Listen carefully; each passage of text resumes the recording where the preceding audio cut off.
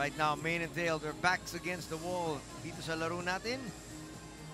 Pero alam mo, di ba, we've had games na 2 sets down yung team and then nakakabangon. And sometimes they even win the match. So let's see kung ganun ba ang mindset ng Mane and Tail today. There was one game I distinctly remember, yung game ng Petron. Yeah. I think it was against Shapinas, right? It might have been. Petron was down 2 sets. Or Shapinas, or the other. Yeah, Petron was down. Petron lost the first 2 sets, Yeah. and then all of a sudden they came back. Nag-easing sila. Oo, nag-easing sila. Nag-game face na sila. And then that could happen here. Another set of ladies here pushed forward para kay Coach Mai. Because ngayon, binalik na niya si Ustilo at si Praca. Ustilo and Praca did not play in the second set. Oo nga. Ito yung stable first 6 ni ni Coach Mai. I agree. I think this might be her strongest.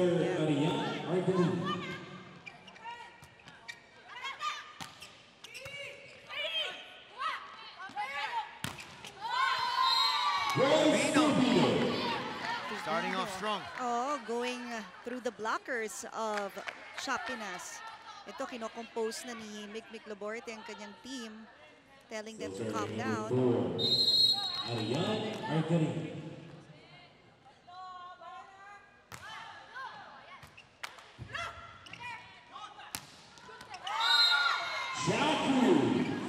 you go again. That's a combination play. A point earned by Shapinas. And again, the floor defense of Mane and Tail. Kailangan gumagalaw sila. Jackie now with the serve. That's why He's decided to, yes. Yeah, Anthony, before the ball goes over the net, kailangan alam na ng Mane and Tail kung saan pupunta yung bola and how fast the ball is going to them so that they can prepare. Mapunta na sila dun sa right zones. Pero ang problema nga, parang ang bagal nga nung kanilang galaw ngayon. And that's why, kanina naalala natin, sinabi nga ni Coach Mai, sabi niya, pagod ba kayo? Right. Kasi parang, they look very, very sluggish. Right. Parang they're dragging their feet, no? Nice pancake save. They're gonna keep this alive.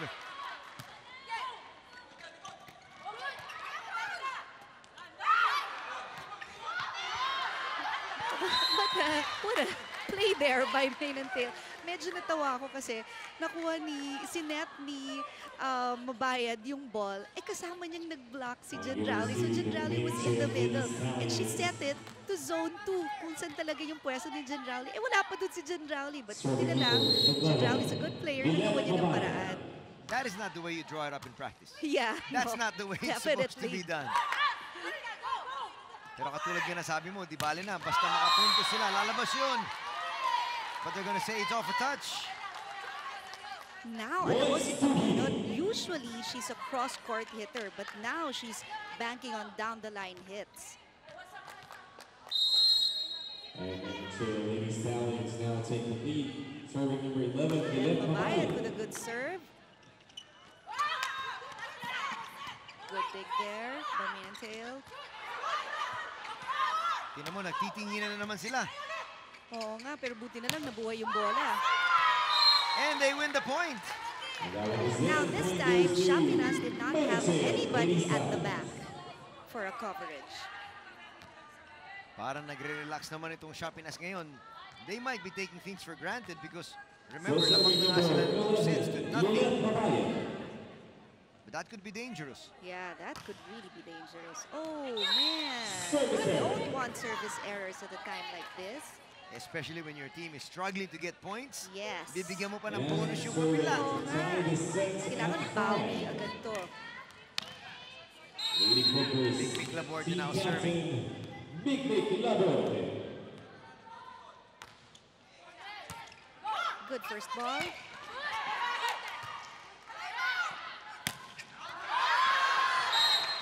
You know, I think that ball could have sailed out. Might have, but then, Yeah. tama rin yung ginawa ni Mick Laborte. So you're unsure. Might as well try and Might get as well it. try. Yeah. Tapos may spin naman, ang top spin yung bola. That might have come down and hit the net, actually hit the line. Tubino, nice serve. Nice blocking right now being shown by Main and Tail. It's kept alive by Agarin. Ustilo. Doug. Bang! Again, the floor defense of Main and Tail, walang gumalaw. Look at this.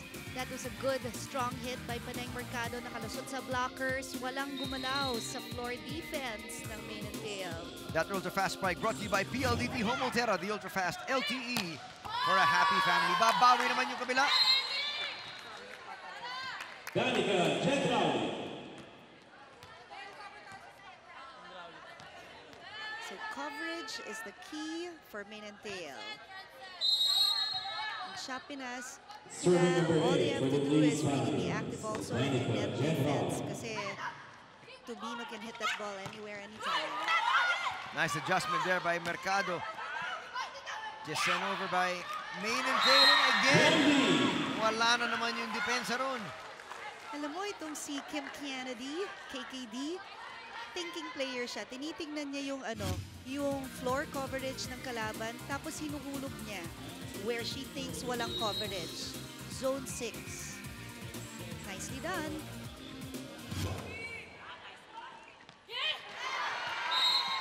Braca was reaching for it, and then natigil yung kanyang Oh, alam mo, reminds me of Michael Jordan, di ba yung mga picture niya? Yes. Na going up for that layup ba Serving yun? number Ibang 4, klase yung hang time kasi, no? Mercado.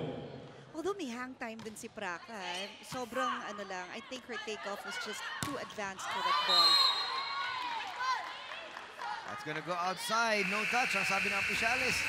Back to the action here in the PLDT Home Ultera, Philippine Superliga, All Filipino Conference.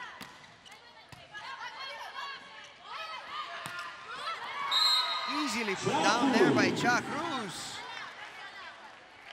Si Cha Cruz nga, when she hit that ball, she had to make some adjustments. Look at this. The ball is set by Janelle Cheng, but it was too far out.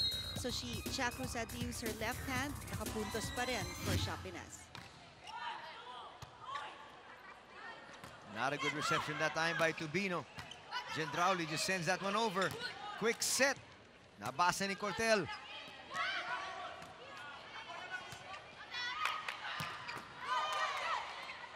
Chance pa rin, Gustilo.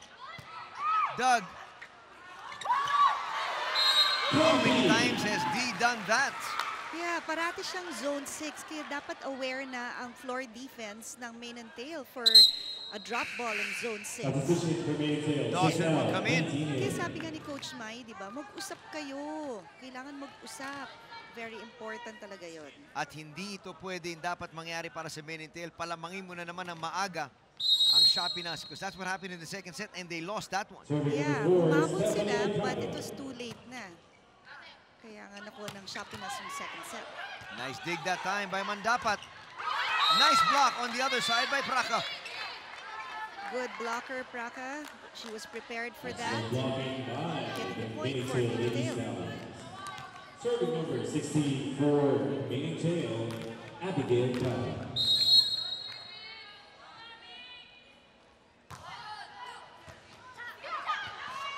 That's kept alive and not even sent over there by Cheng. Alam mo, ang sayang ng mga effort no, of Against Paneng the and Cha Cruz. Ladies Kasi Stallions. umabot ng mga bola and they managed to keep it alive only to hit the net by Cheng.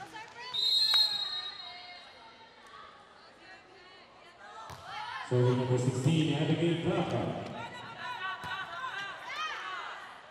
Free ball coming up.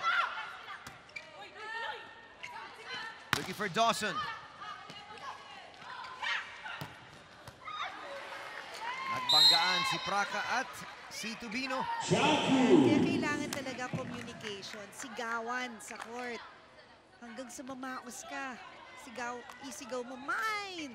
Para walang, nothing like that will happen. Kasi ngayon, nakita natin, that was an easy play there. Yeah. That was really a hard hit. Number 13, Kim Kiana B. KKD is serving. She has been the spark plug. Nung pumasok siya, nag-iba yung ihip ng hangin. Mabayad. Yung kanyang hulog, basa. Dawson keeps that one alive. Tubino from the back row. They're saying it didn't get over. Let's check it out with Carla. When I asked Coach Mai about the things that they're focusing on for today, sabi niya blocking at service. Pero ngayon, tuwing nagta-timeout, sinasabi niya sa koponan niya na mag-usap kayo, huwag niyo lang pabayaan na bumagsak ang bola. And ngayon nga, medyo dikit ang laban dito sa third set. Huwag na palayuin ang kalaban. Balik sa inyo, Anthony and Chicky. Yan ang napaka-critical. Pero problema, if they can't get a good reception, nothing will happen for Maynardale. I know, maybe they should bring that to the court, Diba? diba? Yun nga yun eh. Hindi nga halos nakapagsalita si Coach Mai. Sila Oo. nagsasalita. But that's when you should be doing it, is when you're on the court. Right. Dapat mag-ingay nga sila. And now, yeah, it's good now. He started shouting and encouraging the team. So, now we see a smile on Arian Argarin's face. Tatlo lang naman yung kanilang hinahabol kanina. They had 12. Basically, the second set was wrapped up here by Shapinas. Nakahabol pa sila sa 20. Oo nga. So ngayon, dapat kaya nilang humabol. Good save there by Shapinas. Chance here for Maynardale. Looking for Tubino. Alam mo kung bakit nag-double si Janelle Cheng doon? She was running running after that ball. Tapos, kaya nung pagtaas niya ng bola, nag-double na. Established dapat kasi yung feet ng setter bago siya maka-set ng maayos. Did we put too much pressure? Because we showed the graphic of 53 excellent sets, which is an outstanding Sobra number. yun. Yeah. Well, narinig na niya tayo. At ngayon, sabi niya, ako hindi ko na ata maulit yung 53 excellent sets. Let's take a look at this ultra-fast spike brought to you by PLDT Home Ultera. The ultra-fast LTE for a happy family. Shaq Cruz doing a good job taking yung talagang hitting that ball kanina in the replay kasi walang blockers ang Maynardale. Ace para kay Cheng of that poor reception from Dawson. Serving Janelle Cheng. Trying to target Dawson once again. Inagaw naman yun ni Cortel. Here's Tubino. Blocked. Pwede silang matalo. Pwede. Janelle Cheng. But you need to be absolutely perfect to be able to come up with a 3-set win. Argarin. Oh, it's a jump ball because akala ni referee Velarde na nagkaroon ng lifting violation when Maynardale tried to save that ball. So he whistled. So aminado naman siya to suspend. Kaya lang nawala yung momentum ng Maynardale dahil dun sa jump ball na yon. But I like that from officials. A lot of times, a lot of officials, minsan, to use this term loosely, matigas yung ulo. Diba yung sinasabi lang, hindi naman ako nagkakamali, perfect ako. Kita natin, sabi ng ating opisyalis dito, nagkamali ako, inamin niya kaagad, and play goes on. Oh, at least hindi siya ma-pride, no? Argarin now serving. Arian Argarin.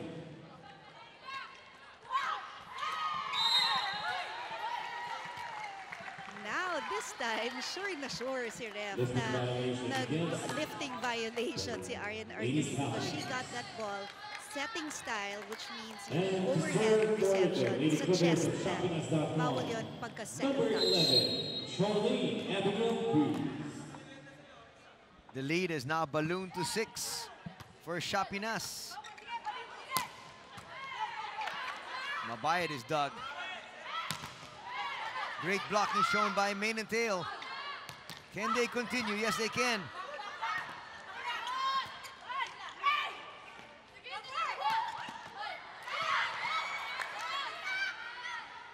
Cheng just gets that over.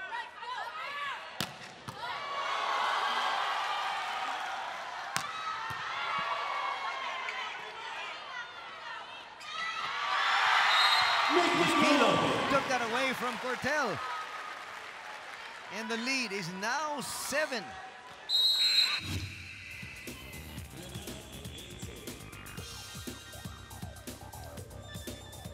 Mikmik Laborte nasa harap, magaling din na blocker. So kailangan, it's a game between blocker to blocker. Alam mo, Chiki, Last coverage I did, ito si Coach Mai ay umiyak during the Yeah, I remember interview. that. Because nga, sabi niya, Sa tuwa, no? talagang tuwan-tuwa ako na nailabas talaga ng aking mga players. Talaga yung kanilang pwedeng gawin. Eh, sa tingin ko sa araw na to, eh, mapapayak siya for a different reason altogether. Oo nga. Pero, 20 pa lang naman, Anthony. Pwede pa siguro yan, di ba? The thing was, ito na naman yung scoreline Oo nung nga. nangyari sa second set. Yes. They were at, nasa 19 yung kanilang kalaban, nasa 12 pa lang sila. Ngayon, look at it. Again, it's a 7-point lead. 2013. So, pito na naman na kailangan lang habulin. They're just making it so difficult on themselves. Yeah, it's, well, ang volleyball naman kasi very basic lang yan. Receive, set, then spike. So, ang Shopinas so far, hindi pa ganun kalalakas talaga yung mga hits nila eh. And yun na nga, hindi na nga ganun kalalakas, hindi pa rin makuha ng main and tail. But at least now, one step at a time, they earned a point. Nice effort there, my mabayad. Tubino. She's dug. That has been their main problem. The reception. Parang one step late lang sila when they go after that ball. At sabi nga ni Coach Mai, hindi naman talaga pamatay yung mga bola at hindi nyo pa makuha. Exactly. Kuminsan parang feeling ko, ini-aim talaga ng Shopinas na one step ahead ng bola when it drops sa kanila kasi ang bigat nga ng mga paa ng main and tail na yun. That's what you mean by taking advantage of your opponent's weakness on a particular day. Yun na nga, nakita natin na pero medyo lalamya-lamya yung kanilang laro. Eh di, let's take advantage. Right. And serving for the Lady Stallions, number Tubino now with a serve. Her team 14, down by 6. West Tubino. Now her team down by 7. Oh man, you really don't want the service error at a time like this. When it rains, it pours. And right now, it's pouring all over main and Serving number tail. 7, Riza Manara.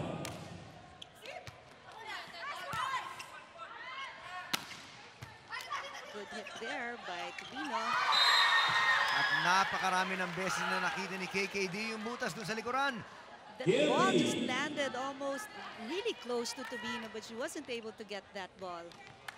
Well, she and the rest of her teammates sa araw na ito talagang have been one step behind. Yeah.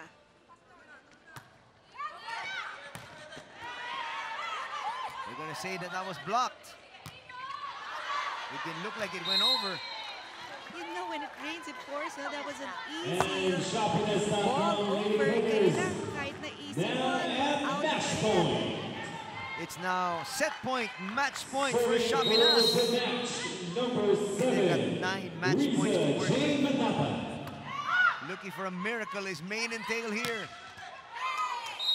Danica Chandrawi gives Shendrawi. them that miracle for this time. Keeps them alive for the Yeah. time being. Yeah, for the time being. 8 more to work with. They should enjoy this game. Kahit na nakakatakot na, till 24, one mistake will cost the game, but